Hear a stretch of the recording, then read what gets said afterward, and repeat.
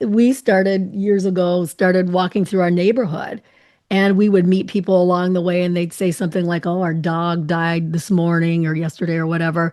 And we would turn away from them and then we would continue walking. And we started praying for those neighbors and their situations. And it's amazing because the more you do that, the more natural it becomes. The first time we did that, it was kind of like, oh, it's kind of awkward. We're outside, there's people, but they couldn't hear us. And now we just do it. We don't even think about it. Right. Yeah. And it's really brought into our lives a readiness to pray with others because of how much we've cultivated that in our own marriage. So I remember one time we were on vacation and we were on the West Coast and we would walk down to the beach. And there was a couple there. He was going to take her picture with the sunset behind him. And I said, "Hey, you want me to take the picture of the two of you?" And he said, "Well, I'm not much for being in pictures, but why not?"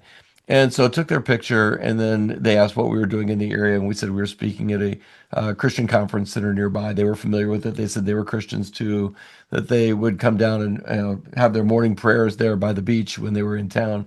And then they shared with us a family situation that was going on. And I said, "Well, why don't we pray right now?" And before we knew it, they had grabbed our hands. We circled up on a very busy sidewalk, not a care in the world, and I just led us in prayer.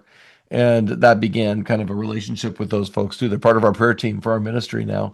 But again, when you cultivate that, my point is when you cultivate prayer in your marriage, that readies the two of you to be able to pray with others who might be in distress or in need as well. Absolutely. Absolutely. Okay.